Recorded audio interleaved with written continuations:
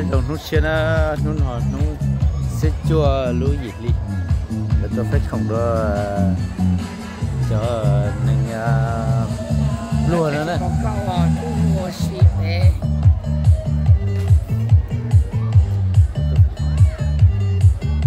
tôi khổng nó chỉ phải xí nữa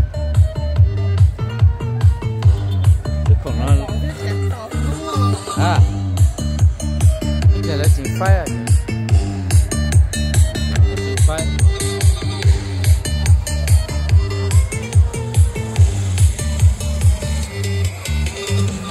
phải đó là chủ kiểu gì có thể phải à ui mua tạt xí nữa chơi chị hậu là chơi chị hậu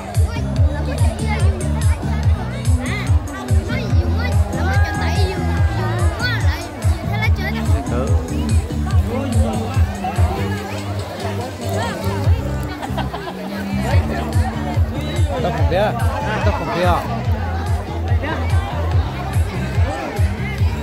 to cái gì chặt ở trên đi tiếp tao không biết nào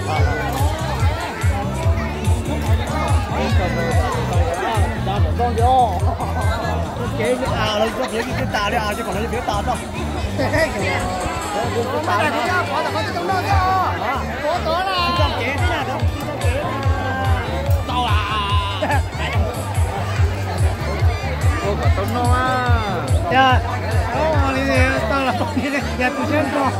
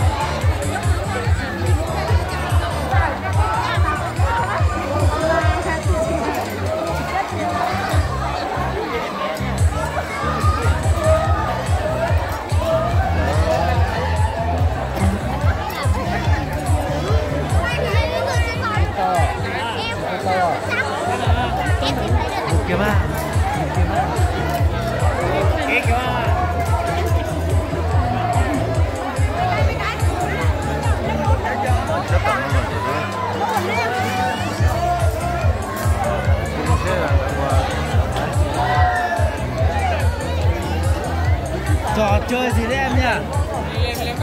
Hả? Ném vào à?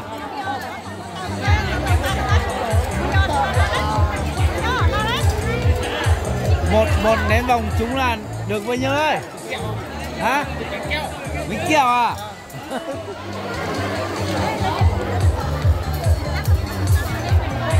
Khăn no thế này. Nếu trúng đến viên gạch ấy, được kẹo à? Ok. Để anh thử một phát nào. Để anh thử một phát nào.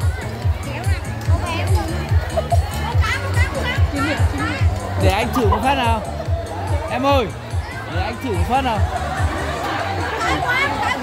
Để anh thử một phát nào. Anh thử một cái nhá. Okay. Viên gạch à? Viên gạch à? Viên gạch. Nè.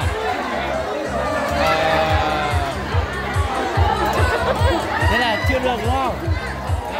Anh thử một phát này. Thử phát nữa. Anh thử một phát này. Anh thử một phát. Anh thử một phát nha.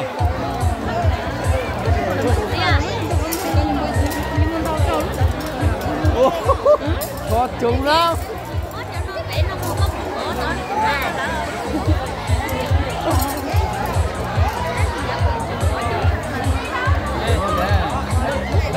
nhá.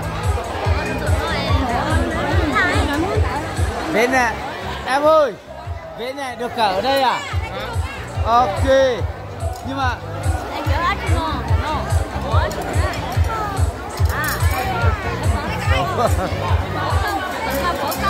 Xem không? Xem không? chịu bỏ, bỏ. Đừng cười.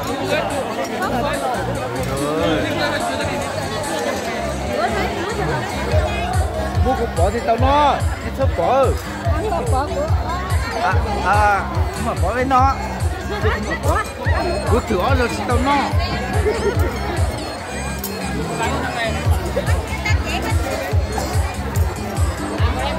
Em ơi, một cái nè.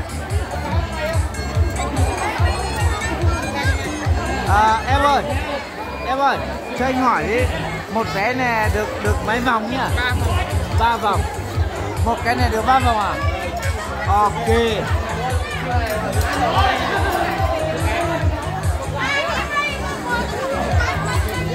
Nó đừng mua áo xếp khăn nó. Được gì đó. Có. Tao tới rồi em có tài đó. Ôi. Có chụp khăn này. Cái là rẻ mua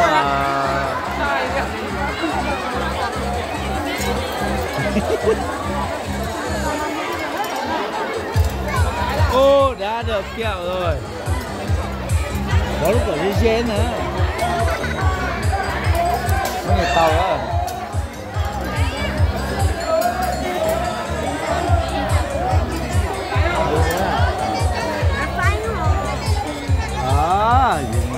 Nó cũng có bên nó.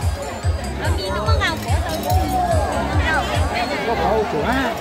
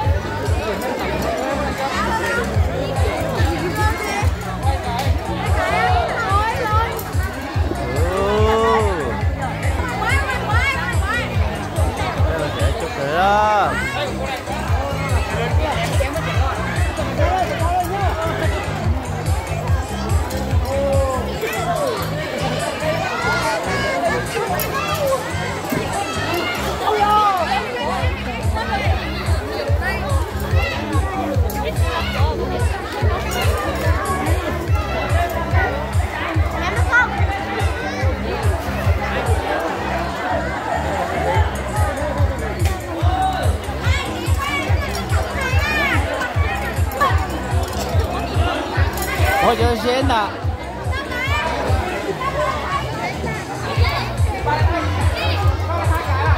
Hai ba dồn vào cho cháu một cái túi nhá.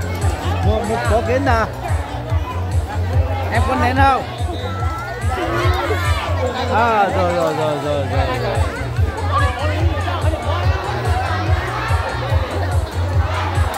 Có nén không? Hả? Có nén không? Rồi. Nén thế nào? Có chú không? Có nén không? Nén cái gần nhất. Cái gần nhất. Ôi dồi ôi.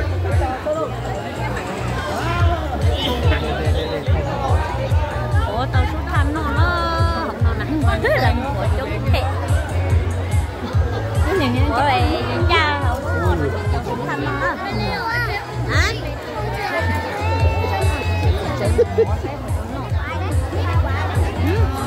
Có cổ của tao nó à. Rồi hả? Ôi vô. Chứ tao cổ à để tao muốn con này. Đứng ra đây. Chừng nó chơi người chống cái chơi liều. Có được gì không? Hả? Mami, có một con nè. Đưa đây. Có chỉ có mami bỏ. Có chỉ có món làm gì không? Thế nào? Được bao nhiêu rồi? Nhớ ở đâu? Hả? Nhớ ở đâu?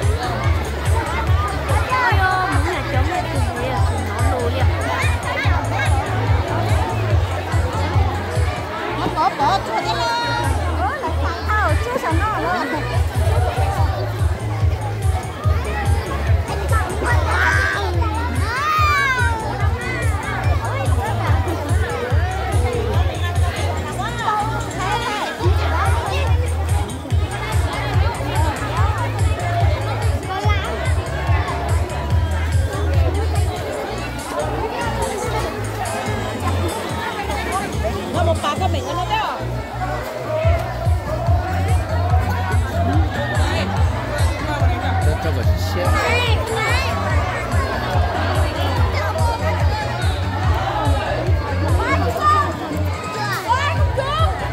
我不买。Quất thành không? Mình chịu có vậy này đâu ta? Con đó. Mình tàu tông mình tớ chứ nè. Mình tàu tôi suốt tha giờ mình ngồi ra trong thùng là nó lộn. Cháu tôi nay cảm ơn nó trong thịt tiền đi. Mình nay ơi, nay nó suốt tha hả? Trong thịt tiền đi ơi, nay nó suốt tha. Muốn chống hạnh nó đúng mà nói thì lại tôi phải số tha cho bé xỉn nó ha, lại tôi phở cho bé xỉn nó là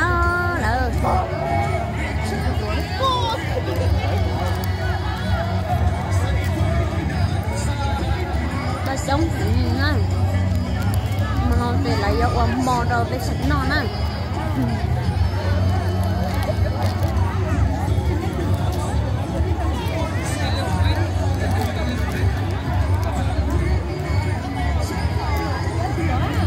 Chẳng là cái lúc trận này, cái lúc kia nè, cái lúc kia là kia một không thể nhớ rồi sao tận nó hoàn toàn là giờ lúc thảm đồng bóng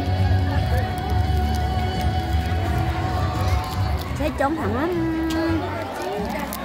thế là cũng gặp cũng là kệ nè tôi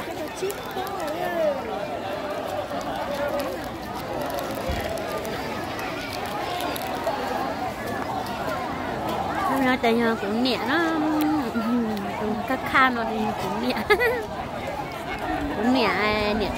dù cũ nè nhẹ chân nó lúa vậy nên nó chả mẹ không nhiều họ tụi em mẹ ăn là nó chơi của tụi nha nó của tụi nha kia của nhẹ cả của tụi nha ở của nên nó cái đó nè tiền nhìn nó cho trần cái của cho trần cái nửa cục cũ tôi nè còn đàn nó này giờ thấy dư vừa ta xin nói nó nửa tôi thì nó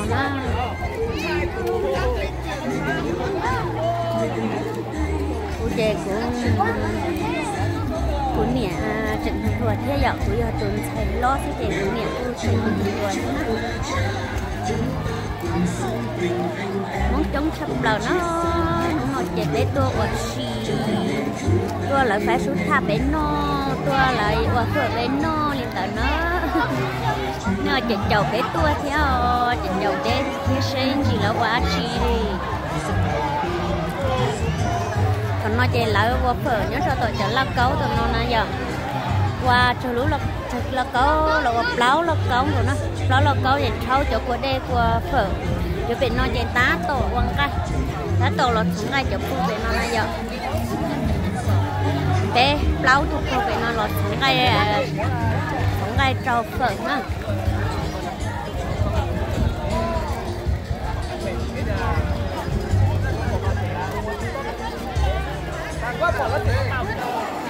nhưng mà nó sai là thôi rồi mình nhổ đây nó sai là có tàu số than nó cho tụi nó bình là tụi nó bình cái lơ nữa lơ ra lại cái tàu số than nó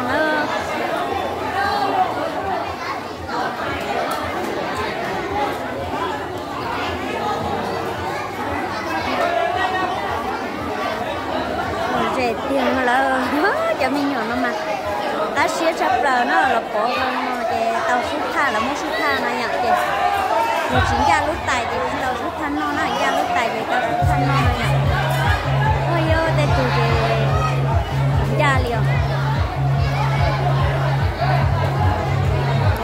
để tụi nó chơi là bỏ câu gia lú nha lú gài nó chơi tàu sút tha nó thiết chính gia nó chơi tàu nó thiết liền đó nó tụi nó đến ra kìa bây giờ tụi nó thành là nó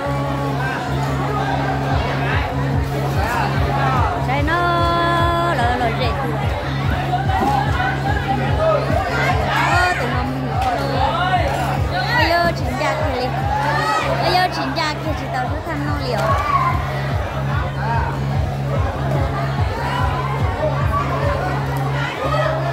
sẽ nó cho tiền là nó ra luôn nó không nói chuyện tao xuất thân này lại cho mình nhỏ am nãy trúng thua tụi nó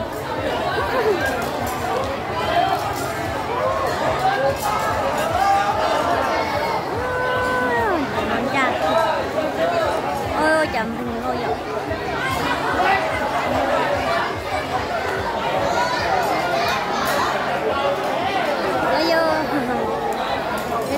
gia đình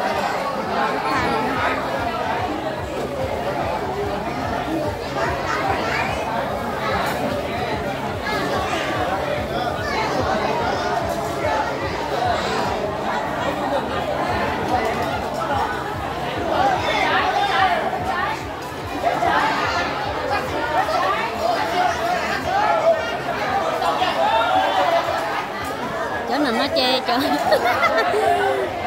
chỗ nó chạy chỗ là món bò ở ngoài tàu có đồ lúc tài nó chạy tàu xuất thanh nó lên từ chị trò để tàu xuất thanh nó là múa chỗ để nó là giờ là nó chạy của tụi miền giờ nó của tụi miền giờ là tụi bò ở ngoài tàu bàn này giờ tàu chị trò chạy chị lấy xuất thanh nó liền tàu trò nó chạy thì lấy xuất thanh nó giờ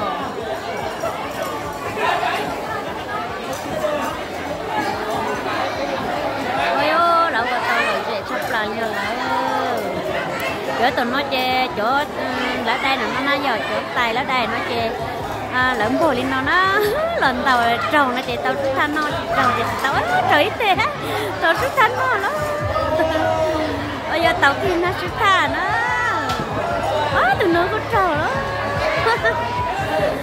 tàu nó xuất thanh thế nó tàu nó xuất thanh thế giờ ơi ơi đúng sai lỡ hồi cho bỏ câu là bỏ cưng câu đi rồi bỏ câu là bỏ luôn nạt nhá tôi tên tụ tôi chỉ tàu xuất thà lại thôi ơi nó từ mình nhỏ mình nó làm tàu nó từ mình nhỏ mình tàu rồi đó tàu xuất thanh nổi lên ấy nó xuất thà thế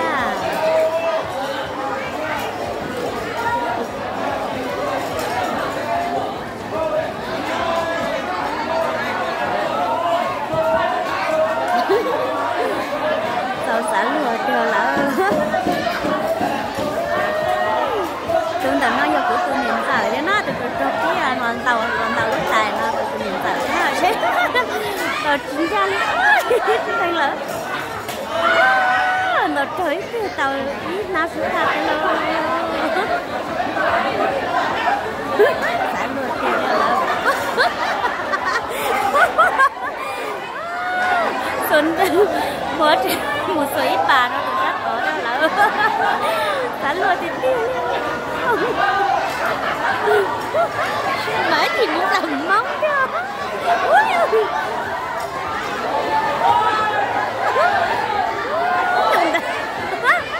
từ giờ nó chỉ bấm là lúa tay nó muốn là lính đá lắm đánh luôn thì tiêu từ giờ là bấm là lúa tay nè nó chỉ bấm là nó muốn lời cho tổ để trồng móng cho lại xả lười tiêu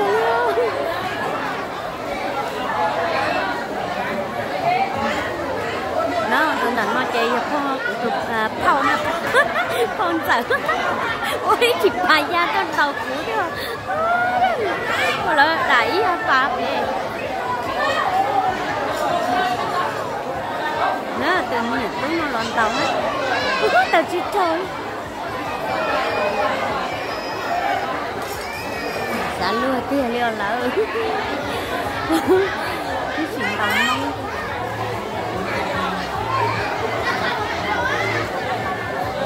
không sái hại người luôn ta lỗi rẻ cái tiền luôn từ cô lâu nó lần đó đã lừa hết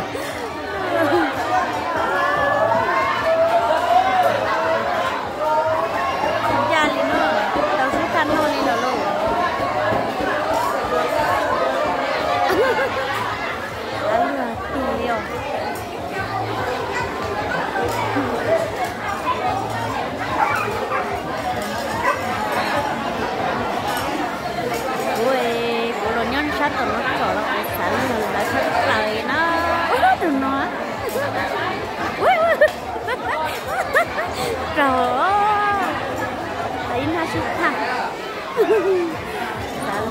biển rồi rồng sáng hay gì nó tụi nó sẽ vào tàu xuất khá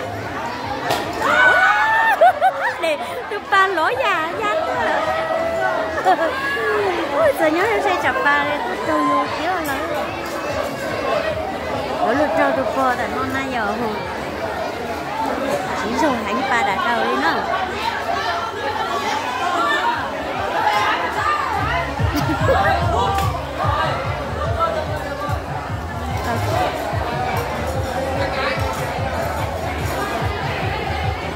chỗ nó chạy bỏ câu giờ chỗ nó chạy bỏ câu ngồi chỗ tụi nó chạy đi bỏ chỗ tên bỗng tên chỗ cây có mẹ cây mẹ cây nhỏ nó bỏ tàu ra nó tài nó chạy tàu xuất thả tàu nó chạy bỏ chính ra nó chạy tàu xuất thả nó nhỏ nó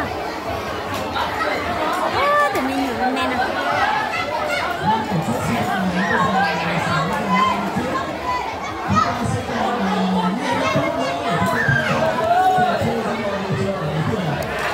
bé họ một sai cho nên nhiều trốn qua tụi nó thế nó sẽ là chú lịch chặt thế là sai cho nhiều ai nay trốn qua nó cho nên nó tài gì lo cho nhiều ai nay nó chịu nó sắp là đó là trốn qua nó